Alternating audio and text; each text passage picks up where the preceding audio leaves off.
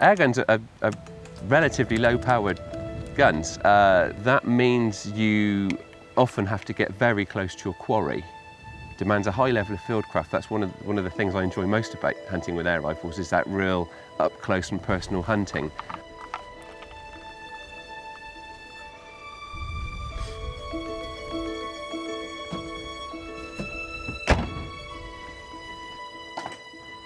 You're pitting your wits against the sort of finely tuned senses of wild quarry, and it is that kind of connection with the outdoors and nature. You're being still, you're being quiet. You have close encounters with things like foxes, badgers, all kinds of birds, just things that you just wouldn't otherwise witness if you weren't out with an air rifle. It's regarded as pest control, but obviously a byproduct of that is this terrific, lean, tasty, free-range meat that's been gobbling grass all of its life.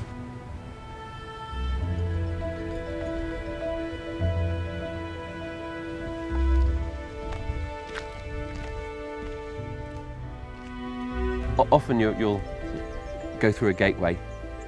There'll be one or two rabbits out. If they seem quite relaxed, I'll try and stalk in as quietly and slowly as I possibly can. They might be 150, 200 meters away. You know you've got to get to a fraction of that distance, maybe just 30 or 40 meters.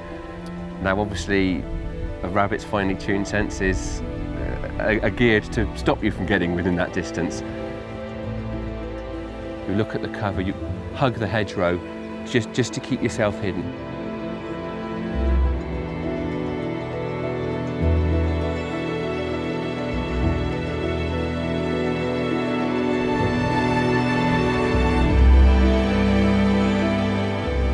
It's a heck of a challenge, but if it comes off, you get within that striking distance and you make that clean kill. It's incredibly satisfying and absolutely worth it.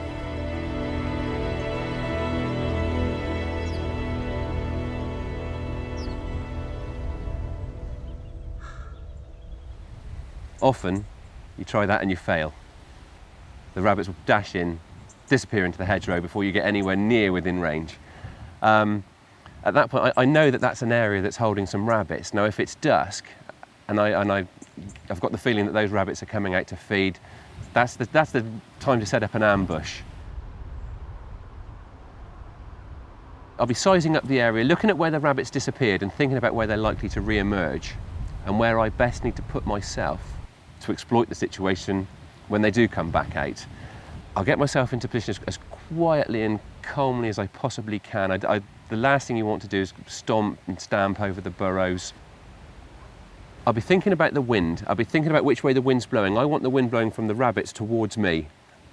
I'll also be thinking about range. I need those rabbits to emerge within my effective shooting range. I'll probably have a bit of a ping around with the rangefinder, and I will range a few fixed points, get a rough idea of the ranges to fence posts, so when the rabbits do come out, I've got a pretty good idea how far away they are and how much holdover I need to give the shot if they're a little bit further away than the rifle's zeroed.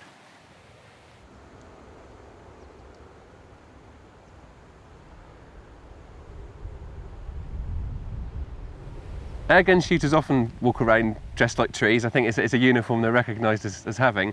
It does play quite an important part because we're targeting quite wary, quite skittish quarry. Part of that fieldcraft is camouflage. Another asset in terms of getting close is blending in with your surroundings and blending in with the landscape. Sometimes I'll even go as far as to put on a head net because gloves as well.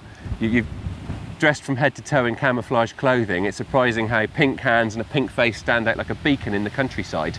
So a head net and gloves adds to that concealment, adds to breaking up that threatening human figure that a lot of wild creatures associate with danger and enable us to get within that effective striking range of the air rifle.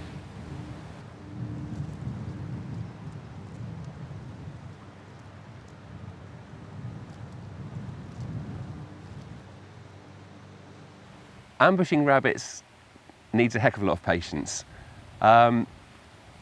especially if you're shooting prone. So you're sprawled out on your belly, the field's probably bumpy, it's quite possibly wet, so it's pretty uncomfortable.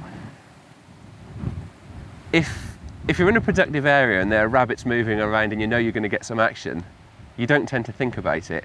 And also you tend to drift away because there are other things going along. You might be looking at a buzzard wheeling around over your head. There's always a distraction.